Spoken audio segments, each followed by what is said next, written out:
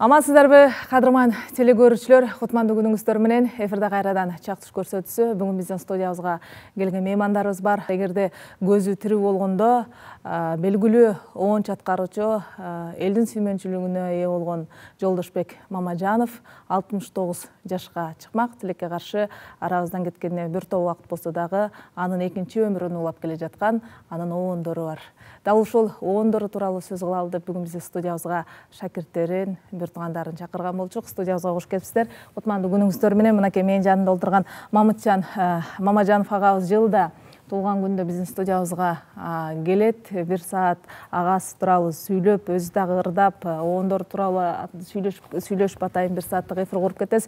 Быйыл дагы биздин студиябызга өзүңүз менен чогуу бир топ кишилерди алып келдиңиз. Андан кийин мынакей Ырысбай Назаров агабыз отурат, оон чаткаруучу, Жолдошбек Мамажановдун шакирти. Андан кийин Ибрагим Эрманасов, Кызыл Кыя шаардык маданият үйүнүн солисти, Жолдошбек Мамажанов агабыздын шакирти. Ал эми Матисак Токтосунов агабыз болсо оон чаткаруучу. Бул киши да көп кырдуу талант ээси. Жолдошбек Мамажанов агабыз менен чогуу жүргөн, замандашы, эң биринчи шакирттеринин бири экен. Бүгүн биздин студиябызда мейманда. Студиябызга кош келипсиздер. Дагы бир жолу Мамытжан ага келиңиз, эми өзүңүз сөз баштап бериңиз. Тирүү болгондо агабыз 69-га чыкмак. Эми Кудайдын буйругу ушундай экен. Арабыздан кеткенине 10 жыл болду. 10 жыл өтүп. Не дейбиз, эми калган чыгармаларны колдон келишинче аракет кылып, улантып жүрөбүз. Элибиз бар экен, журтубуз бар экен. Рахмат, элибизге таланттар бар экен, элибиздин арасынан чыккан.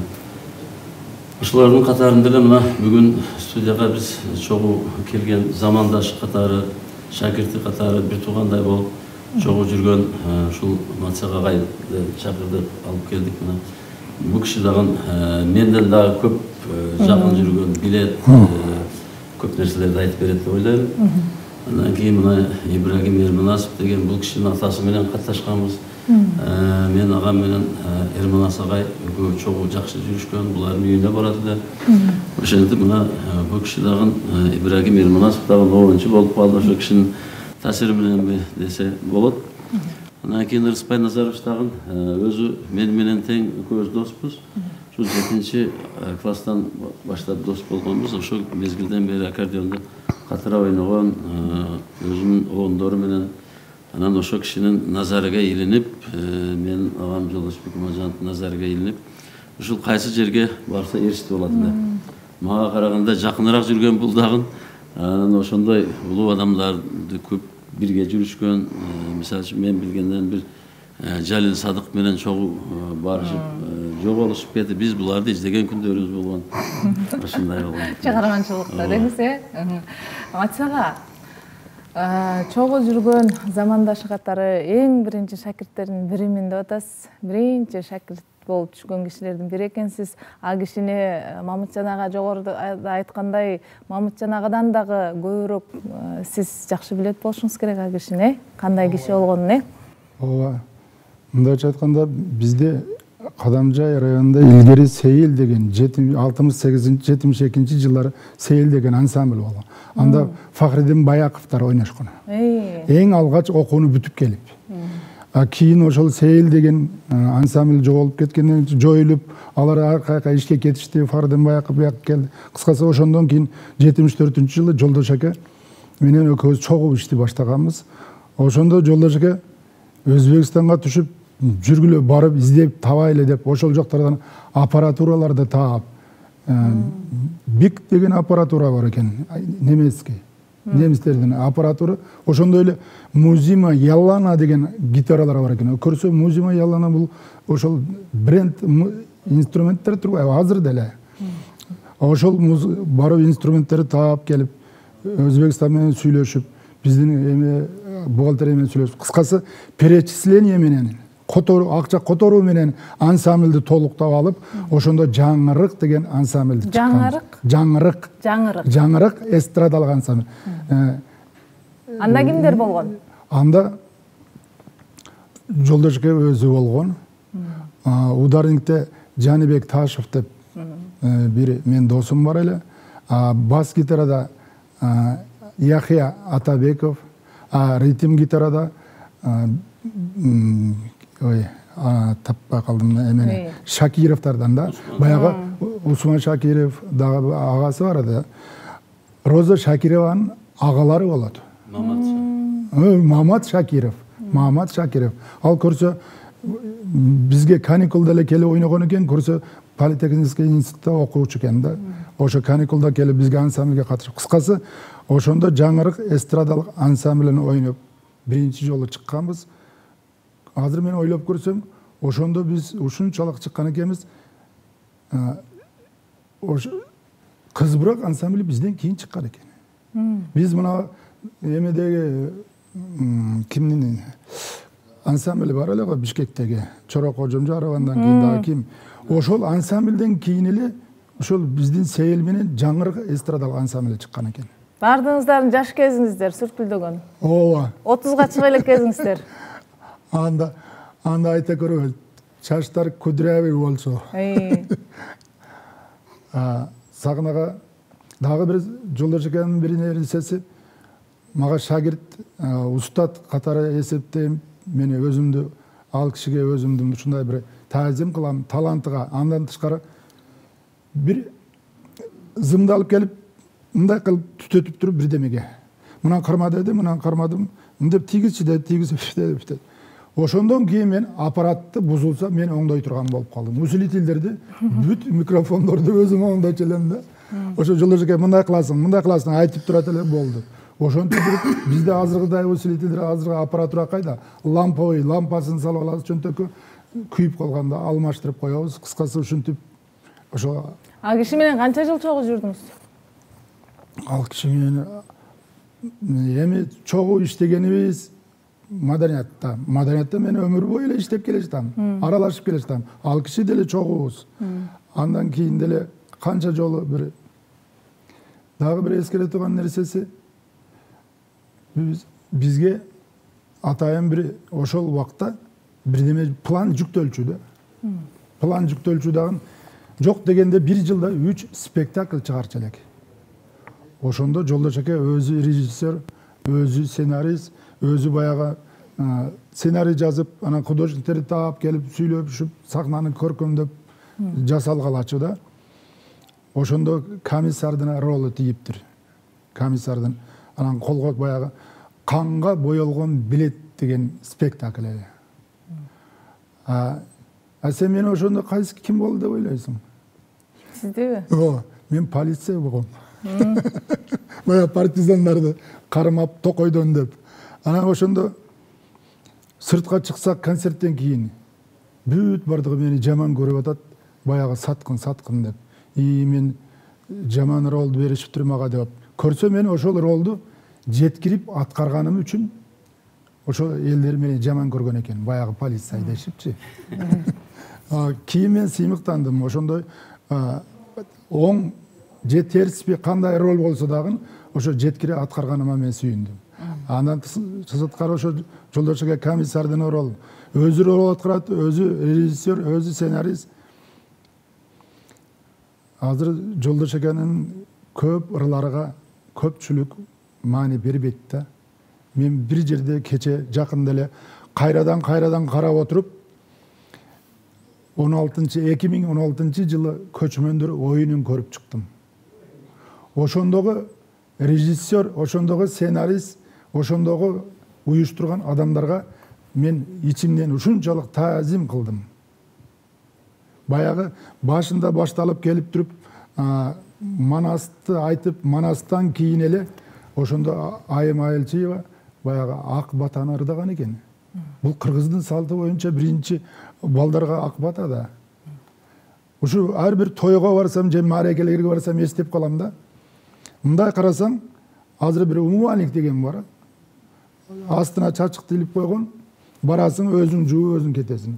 А тигинде карасаң, баягы ак батада колго суу койганда, ошол жерден бата алып атпайбы?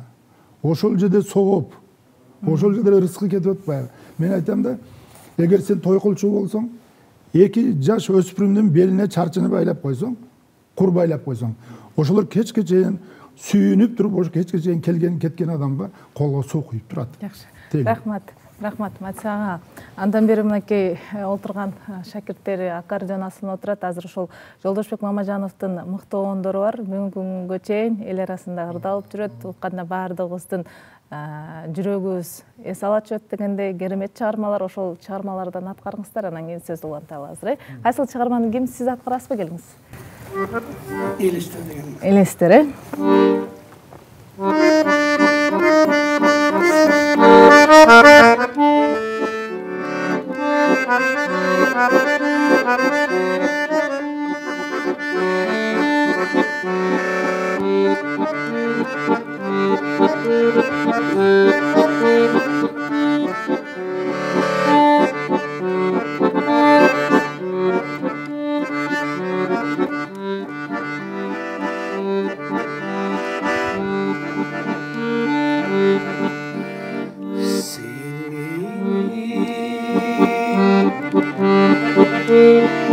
Uzatı baracatı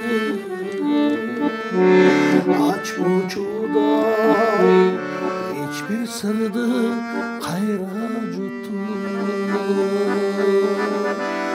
Güterim seni küttürböy kelçisen arjıl götü Жолдорумду сагындым сени сагындым сени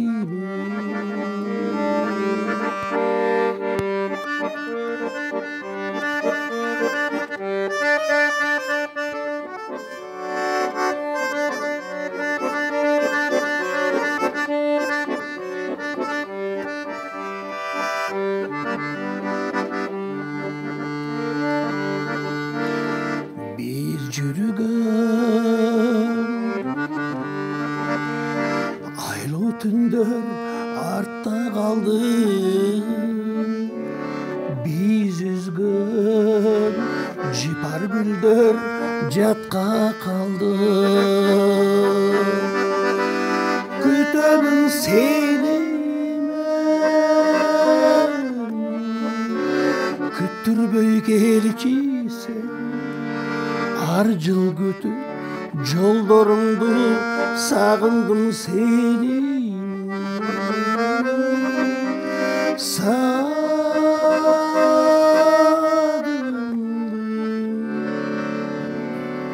сени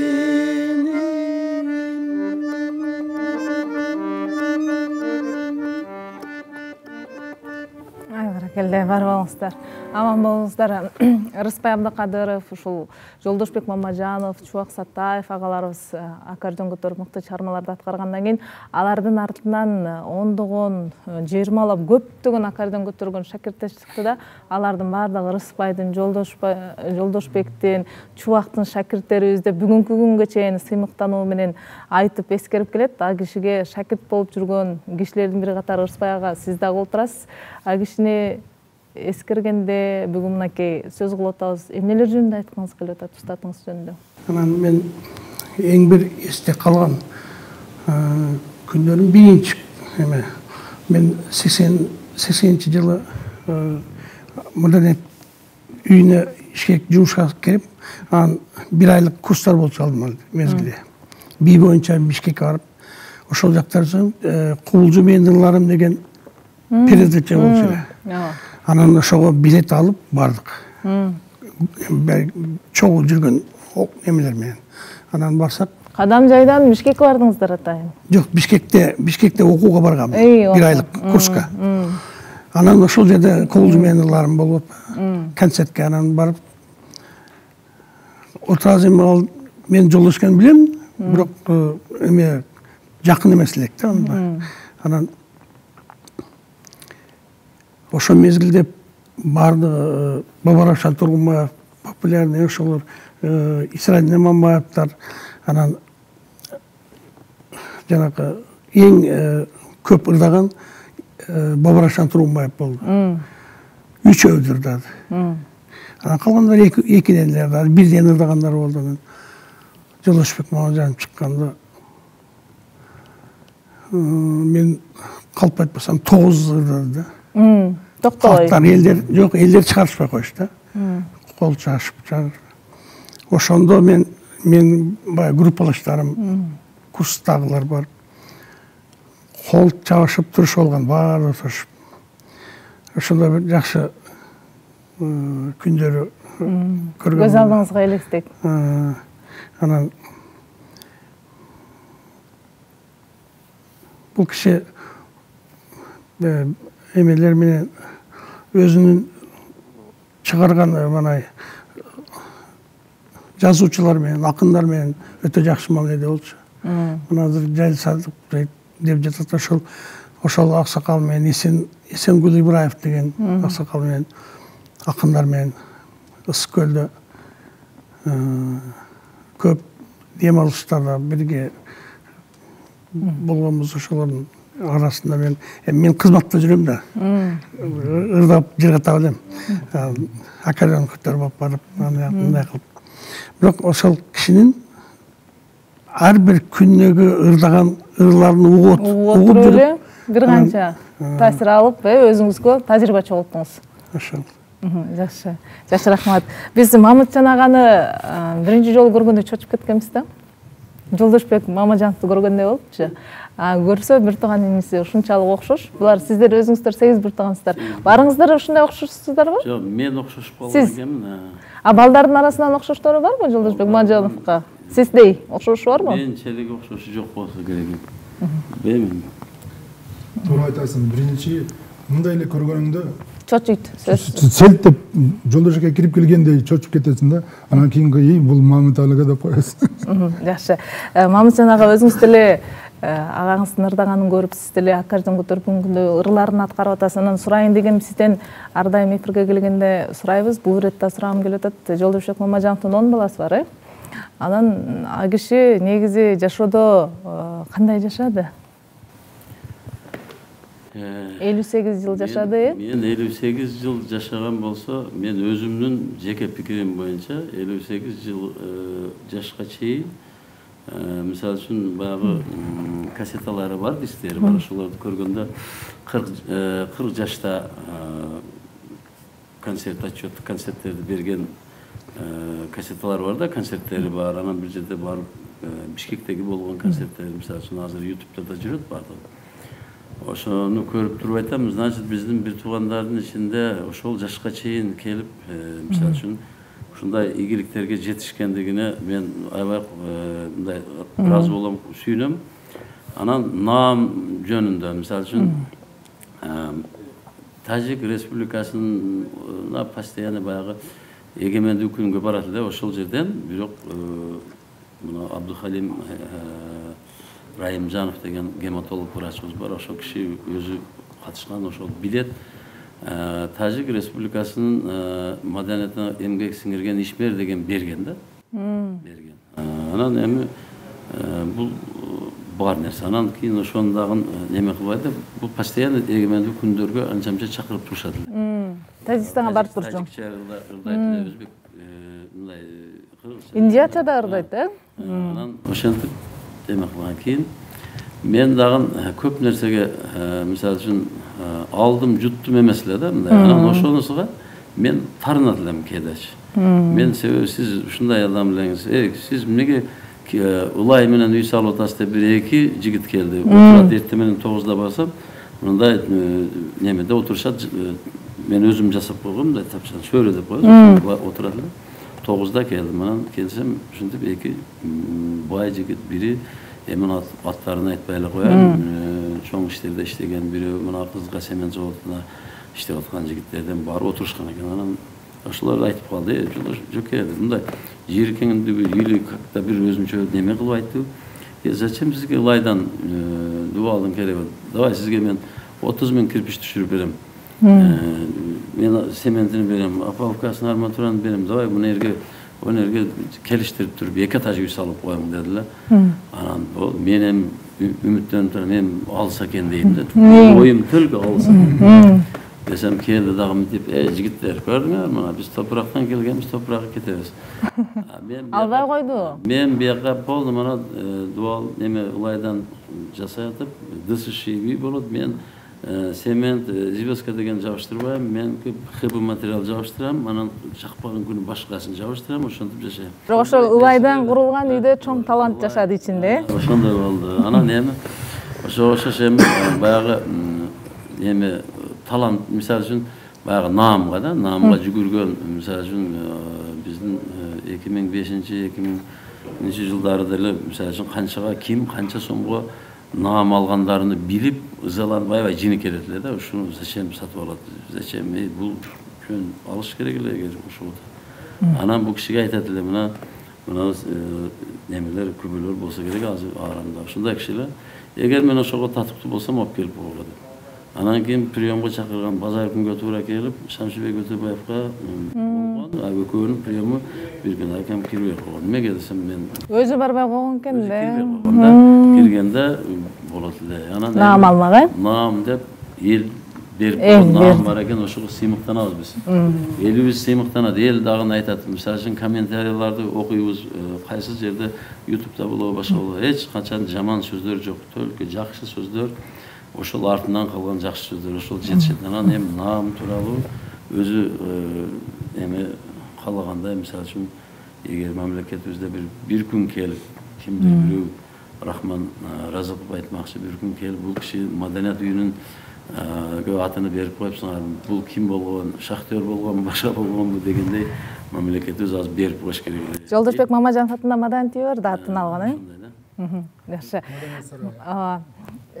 Сиздер даталы, шакирттердин бирisi, сиз дагы бир чыгармасын аткаргыс, анан сөздү уланталы. Кайсыларын? Элибизге белгилүү болгон Жал Садыковдун сөзүн жазган Алма гүлү деген. Алма гүлү, керемет чыгарма.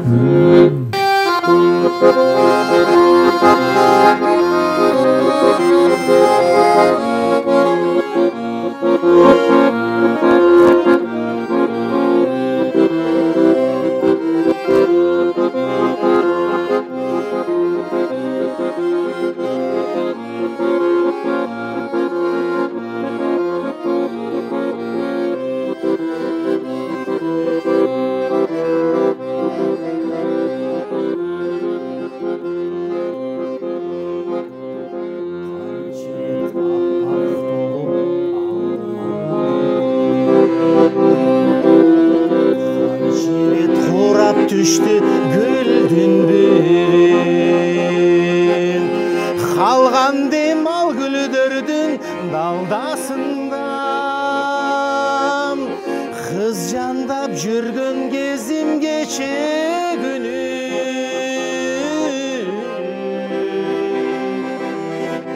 Oy, kız jandap жүргөн кезim geçe günü.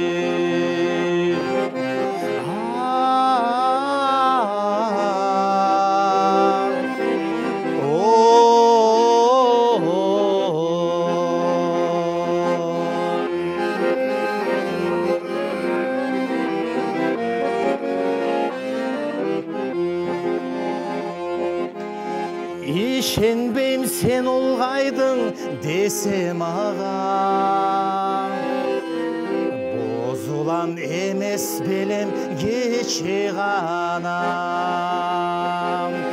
Al kezgi mahabattı istep alın, hazırda жүрөгүмдө сыздай жарам.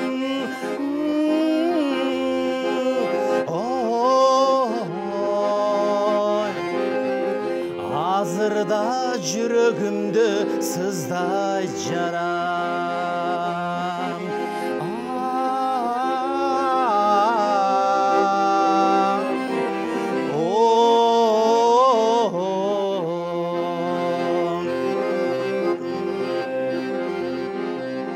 Дүрт етип махабаттан келсем ери, дагы эле келет сага эркелегим. Кайдасың айтсаң боло кызыл алмам, Қайдасың жүрегімдің еңсегені?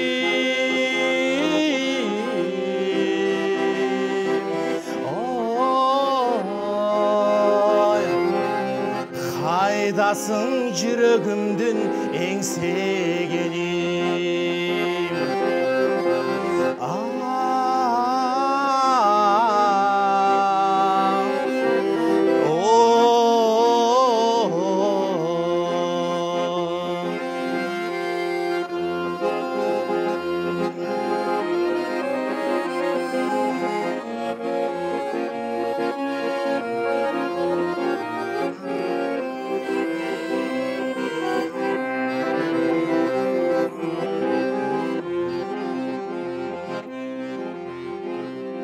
Қайрадан жаз жадырап мына бүйір,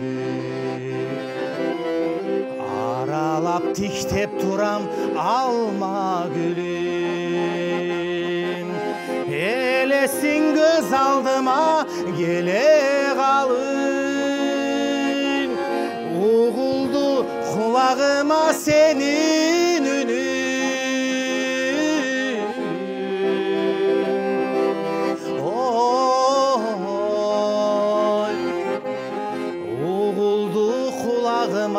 Senin önün.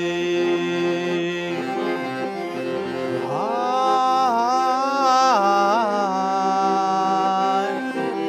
oh,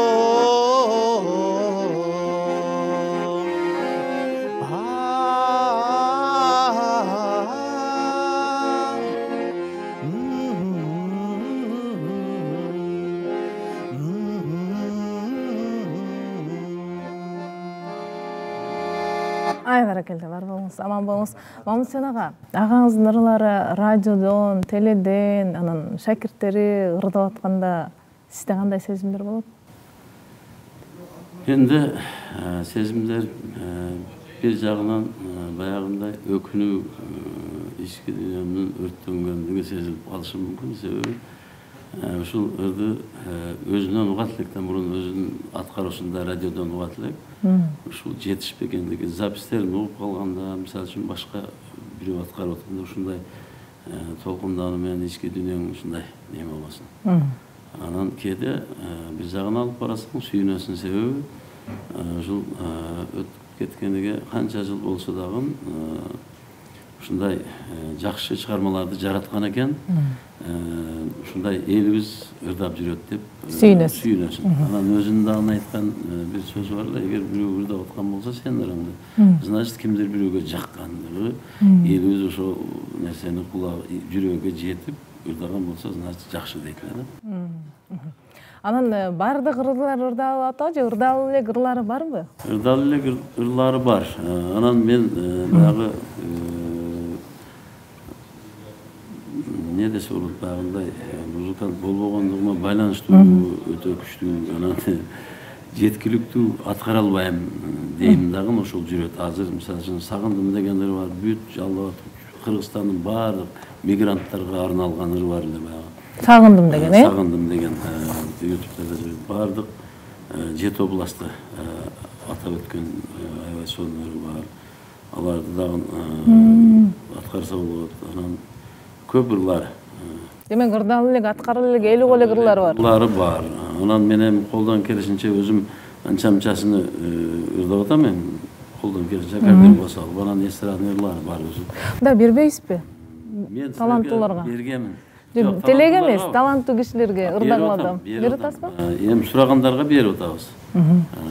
Аткарып көрүшүп атат. Аябай кыйын жери бар экен, мындай экен дегендер дагы бар. Мисалы үчүн баягы сен али жашсың дегенин 2 варианты бар. Мажорный и кээ бир музыканттар мындай карап туруп айтат, ушуну мен өзүм баягы билбегендиктен сурайм да, бул каерден кетти, мына кандай десем. Бул мажорный кеткен жери бар, мындай, ал сиз туура эмес ырдап атасыз дегенден кийин мен жаздырганмын дагы. Баягы аранжировщиктерге жаздырып алып, мен ура бердим өзүмдүн тил немеме салып алып, жибо көрсө туура эмес экен. Анан токтоттум, бузбайын депчи. Жакшы. Мамытжан ага 10 баласы бар дейсиз. 10 баланын бири ушул атасынын жолун жолдободубу? Атасынын жолун жолдоду, кызы бар жолдогон. Мисалы үчүн эң улуу президенти Нурзида Мамажанова деген мына базар кургунду жакында жетисиде буюрса тойго барам. Кызын чыгарып коомузда аябай сонун ырдайт, атасынын ырларын ырдайт, алып келем деп сөз берген элем. Дагы алып келбедиңиз. Бирок той кылып калды.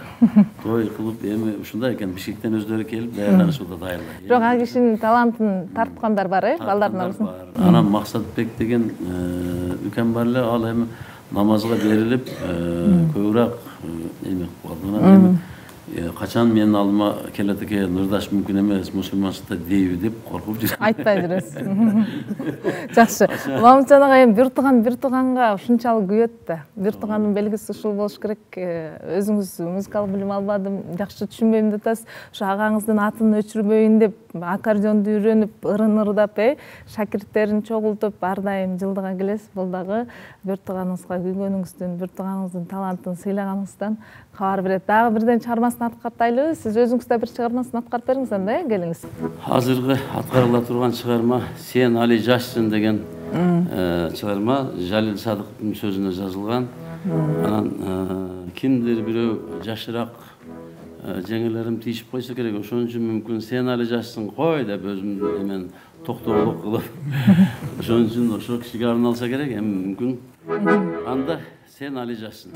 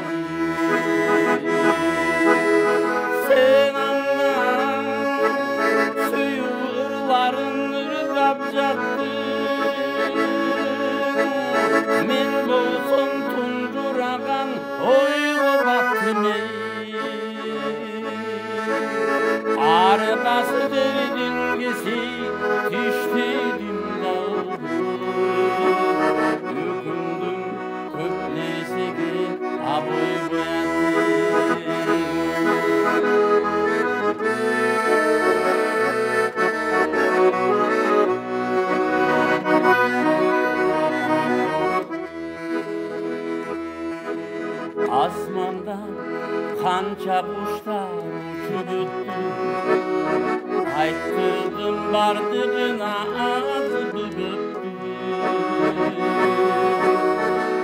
Balkim ağlar tappay жүргөн чыгарlar, тиктечи тиктеп көрчү бийик көктөн.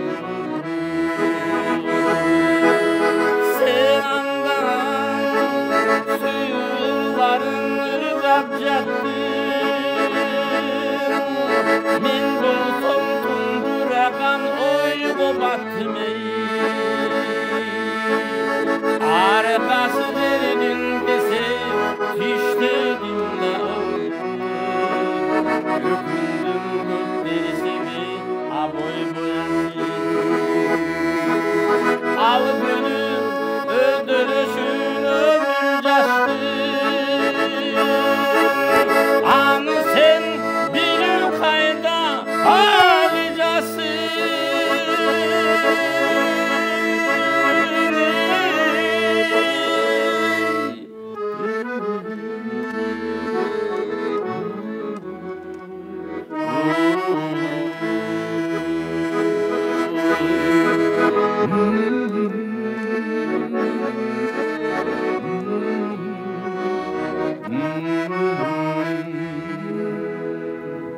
Айбаракалде барбаңыз. Мамытжан ага, сиздин ырдаганыңызды кандай агаңыз, эмне депчи, ырлардын аткарганында угуп бир пикир айтчу? Мен алдыда ömrümde ırdagan emesin, bir жолу ырдаганмын. Bir Nemen Safvaz'ın direktörüne bağlı kalganda, oşonda valisga түшүшкө bir muzika oynaytılgan adam yok men. Men сүрдөшүмдө. Давай ойнайсың деп калды. Аккордеондагы сынып бирде жерден таап келишти. Давай болуп кетти. Онан бир ырдасам, seniki bari эле ымпаппа экен го деп койду. Агаңыз алдында бир эле жолу ырдадыңыз? Жок, бир эле жолу ошондо ырдагам. Башка ырдаган эмесмин. Ымпаппа деп койгон үчүн эле. Ошон үчүн эле болду. Даже ырдаган эмесмин. Бирок кийин көзөткүнөн ырдап баштадыңыз. Ага чейин мен мына Рыспай Назарович менен көзүн тирүү кезинде эле булар ойноп берет эле, мен ырдайтым. Шакирттерине кандай дечи, ырдаганыңыздарда кандай баа берчү, шакирттерге кандай мамиле кылчу Рыспай ага? Шакирттерге өтө жакшы мамиле жасачу. Бирок аралыкты дайыма сактап эмек. Стат менен шакирттин ортосунда сөзсүз аралык болчу. Обязательно сөзсүз эле. Көп эме кылбайт. Эме айта турган сөздөрдү айтып коет. Көп айтпайт. Кыска айтпайт. Сизге айткан эмеспи ымпаппа деп? Жок. Эмеде Токтогулда концерт коюп алдык. Ошо анда Манас Бердибек барларынан Жамыл Камчиев, Дөөлөт Мадымаев. Рахман эке жок эле берки Жаныбек алып. Анан мени номеримди айтты, эме алып баруучу Манас экен. Анан мен номеримди айткан эме чыгып, ошондо да азыр после праздника окшоп өзү күнүм начар да. Анан эмелерден кечирим сурап коюптум да, бир ооз эле кечирип коесуздар, эме болуп калды күнүм десем. Чыкканда аябай катуу сөккөн да. Ошондон кийин кандай болсо да ырдай берем. Прием кылабы, кылбайбы. Кечирим сурап бердиңиз. Болду. Жакшы, рахмат. Сизге кандай мамиле кылды Стат катары? Бизге мага ушу көбүнчө түз мамиледе болуп келдик. Анан көбүнчө көп болбой калдым. Мен кээде ушу кеңештерин алып турчу элем, мындай болуш керек, мындай болуш керек деп. Көп жакшы сөздөрүн түзмө-түз эле мамиле кылып келебиз. Жакшы, Матис агага, Рыспай агайдын эми буларда дистанция болуп тур. Бизде дистанция жок эле, аралык жок эле. Себеби мен баягы окууну бүтүп келип, үйлөм аспай туруп. Жашыңыздардын айырмасы канча жаш эле? Мен 57 болсом, 52. 5-6 жаш. 5 жаш айырма бар экен. Мага өзүнүн эң жакын адамы катары мамиле кылат эле да. Анан бир күн ошо окууну бүтүп келгенден кийин мен сакс кларнет да менин спесим. Маданияттан сакс алдырып ушундай кылып, эми саксофонго ылайыктап баягы мынандай кылып туруп бакенбард койбоймунбу? Койсом, мынтип карап туруп, ансак жүрүп кеттик деди. Барып, биякта аш болуп турат, азыр экөөбүз бир жерге барып туруп, чачтарды чыгарып келип, отуруп, мунасын аласың дейт. Жолдош эке, мен эртең саксофонго чыгышым керек десем, жок, аласың. Мына сага жарашып. Кыскасы, мынтип али элдин алдыга чыкканда дагы биздин баягы жакабызды, бияктарды оңдоп, кандай чыгыш керек, кантип кайтыш керек, ушу эрежелерден, элементтерден көрсөтүп айтып деп турчу. Жакшы. Матис ага, мындай суроо бергим келип атат сизге. Анча-мынча сырларын айтчубу сизге? Сырларын айтчу. Бирок мен сырларын сыртка чыгарбайм, азыр деле. Бирок айтчу. Айтчу. Жакшы. А кишиге арнап жаздым деп калдыңыз, ошо ордуңузда окуп бериңиз анда. Мен силерден жалпы эле кечирим сурайм.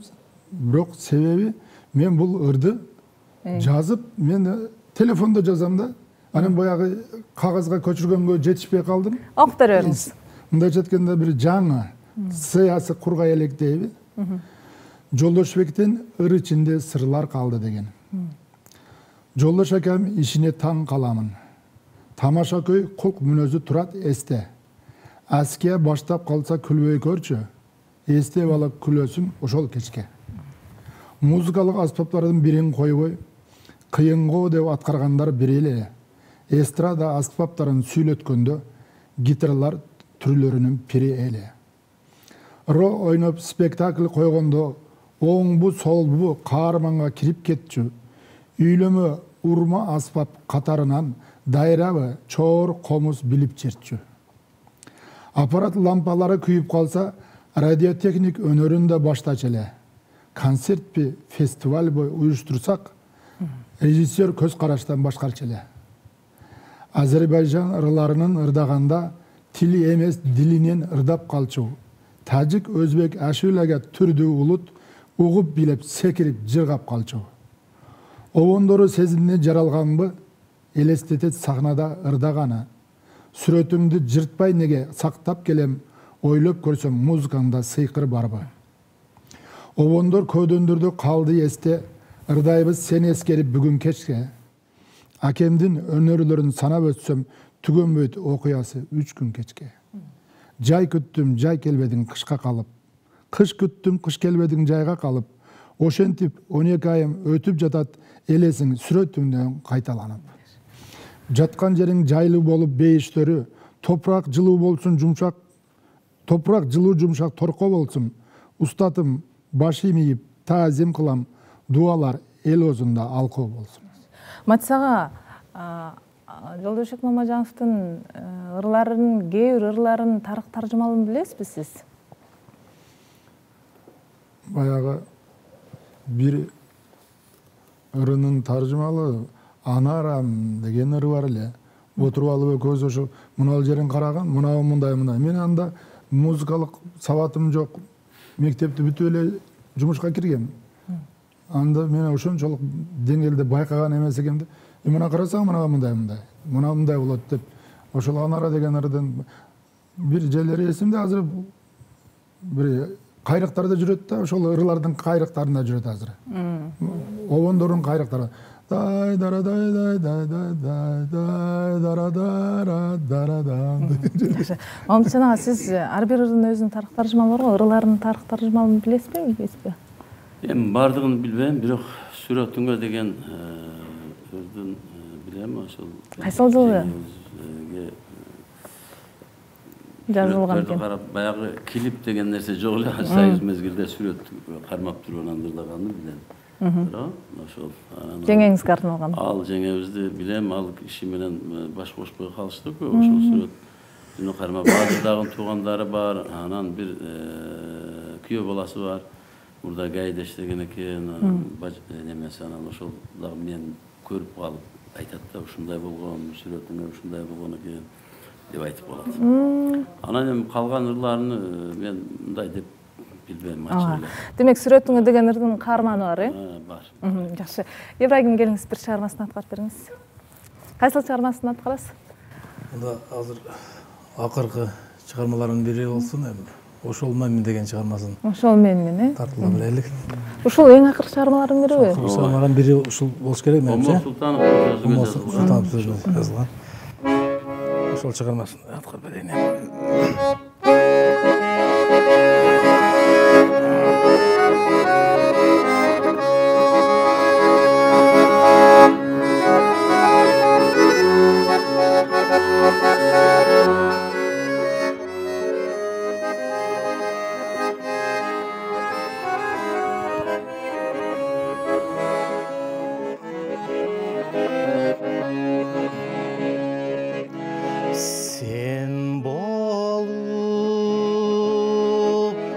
Бардық жерден қарағаным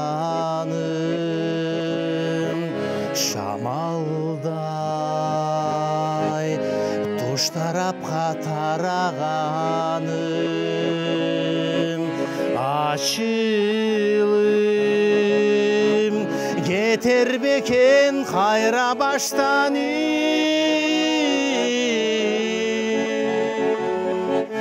айхан менин эски жараларым ошондо өрттүгө көрсің күйіп жанған,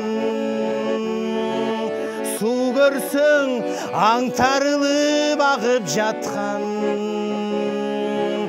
жер көрсің ел жериліп көчүп жатқан,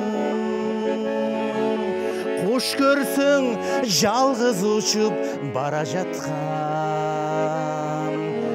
Ошол менмин, ошол менмин, эгерде сен болбосоң бул дүйнөдө, ошол менмин, ошол менмин, эгерде сен болбосоң бул дүйнөдө.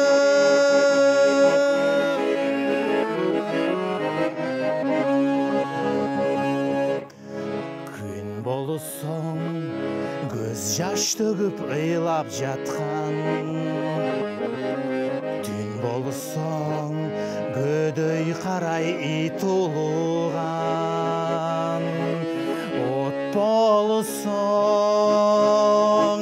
жалгыз күйгөн тоо башындагы, жап жалгыз кайык көрсөң толкун урганым. Эгер сен бала көрсөң улутулган, эң каттуу ыза көрсөң турмушуңдан,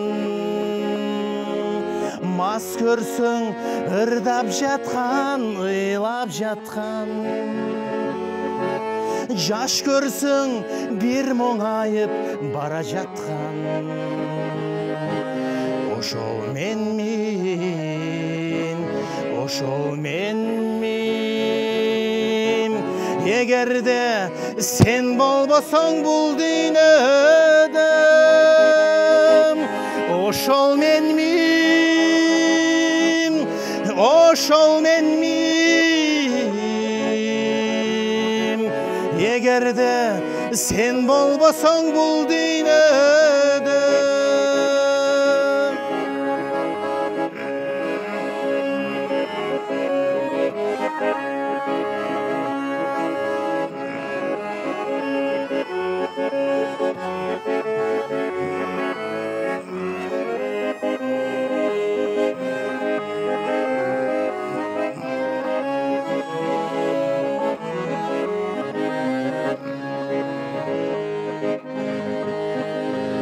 Ошол менмин, ошол менмин,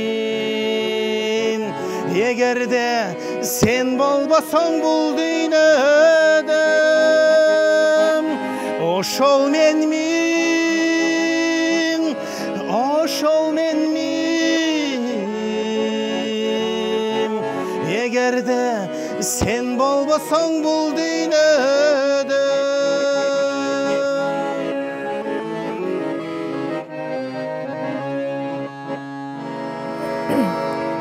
Айбаракелде, бар болуңуз, аман болуңуз. Мамытжан ага, бул ошондо эң акыркырыбы, бул ооруп аткан кезинде жаздыбы, акыркы мезгилдерде булурду ойго сала турган чыгарма? Ойго сала турган туура. Кээ бир замандаштары, баягы достору, анчамчыда аябай жакшы көргөн достору кээде ушул ырдатат магачы. Ырдатат. Бизде Капар Сарыбаев деген базар курумда шакирти бар. Ал дагы жакшы ырдайт. Ошолорду анчамча жерде ырдап калсам аябай ыйлашып берет адамдар. Көпчүлүгү мындай ойго сала турган, анан ушул достордун ушуну ырдатат. Көп атайын чакырып ырдаткандар бар да ушуну. Акыркы мезгилдерде ушинтип Ооруп жүргөндө жаздылы ошондо болорду. Акыркы ошондой болсо керек эми. Мындай эми ооруганда бизге билдирген жок. Бул киши өзү мындай ооруп жатып калган жок. Өзүнүн бир тилеги бар эле, айтат эле да, мен ооруп 3 күн жатканды жаман көрөм. Ошон үчүн жашоодо алам кылдырып туруп кетип калыш керек дей берет эле да, ушундай дейт эле. Анан шарт кетиш керек, мындай кетиш керек дей берет эле. Ошон үчүн эч бир эме өзүнүн ойлогондой ойдагыдай болду да. Өз ойлогондой жашады, ойлогондой кетти. Алам кылдырып бир күндө кетип калды. Ошондой болду. Жакшы. Мамытжан ага, бир чыгармасын аткарасызбы, кандай кыласыз? Тажикче ырдачу, индияче ырдачу, балким ошо ырдап жүргөн ырларынан дагы аткарсаңыз кандай болот? Макул, анда мен тажикче өрөнө өткөндө келгенде ырдап берсем керек, эми көпчүлүк айтыш болот. Ушул эмени баягы ошо мезгилде Ошлик кызга деген баягы Шерали Жураев деген аябай жакшы болгон. Ошо Шерали Жураев менен барып калганда анча ошол ырдайт эле. Колумдан келишинче аракет кылып ырдап берейин. Анда Ошлик кызга Шерали Жураев ушул менин агам аткарып жүргөн экен бир мезгилде.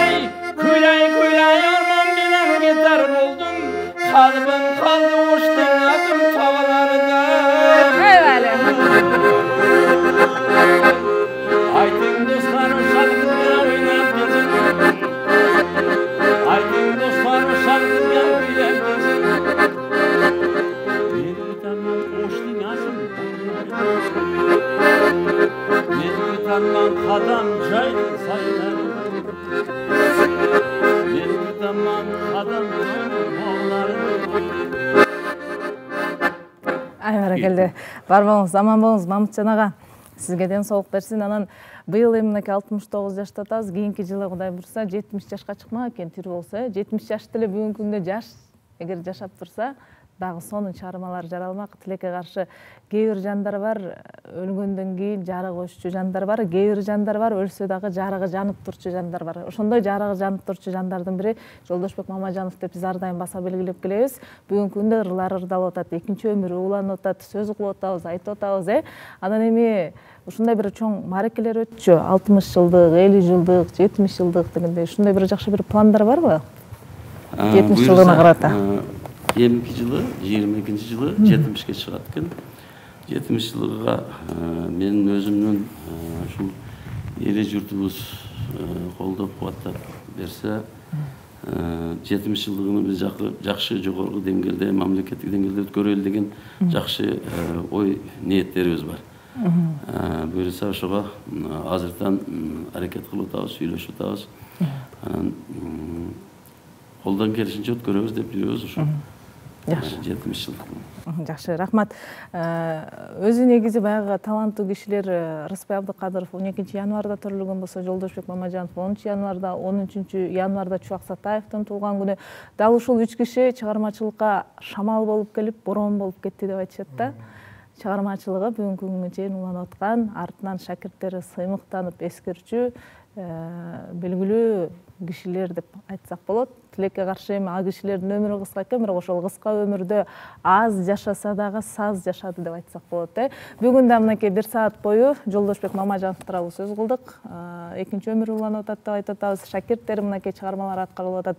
Дагы ырдалып элек ырлар бар дедиңиз. Кудай бурса ошол ырларын 70 жылдыкка ырчыларга берип ырдатсаңыз, Жолдошбек Мамажанов дагы бир чыгармачылыгында бир жаңылыктар пайда болот эле деп айткыбыз келет. Ишиңиздерде ийгиликтер болсун, урматтуу телекөрүүчүлөр. Бүгүн биздин студияда мейманда Мамытжан Мамажанов агабыз, Жолдошбек Мамажанов агабыздын бир тууган иниси, ар дайым чыгармачылыгын улантканга, а кишинин экинчи өмүрүн улантуусуна салым кошуп келе жаткан бир туугандардын бири. Андан кийин Ырысбай Назаров агабыз болсо, 10-чу аткаруучу шакирти Жолдошбек Мамажанов агабыз менен чогуу жүргөн киши. Ибрагим Ерманасов дагы бүгүнкү күндө Кызыл Кыя шаардык маанат үйүнүн солисти, Жолдошбек Мамажанов агабыздын шакирти. Ал эми Матисак Токтосунов агабыз 10-чу аткаруучу, бир канча өнөр ээси деп айтсак болот. Жолдошбек Мамажанов агабыздын эң биринчи шакирттеринин бири. Сиздерге чыгармачылык ийгилик каалайм, аман болуңуздар, бар болуңуздар. Рахмат. Урматтуу телекөрүүчүлөр, ушу менен бүгүнкү 1 сааттык чактыш түш көрсөтүүсүн жыйынтыктайбыз. Жыйынтыктап жатып ардыңыздардын үйүңүздөрдө тынччылык, аманчылык болсун. Ар дайым жан дүйнөңүздөр мууза деп жашасын. Саламатта болуңуздар.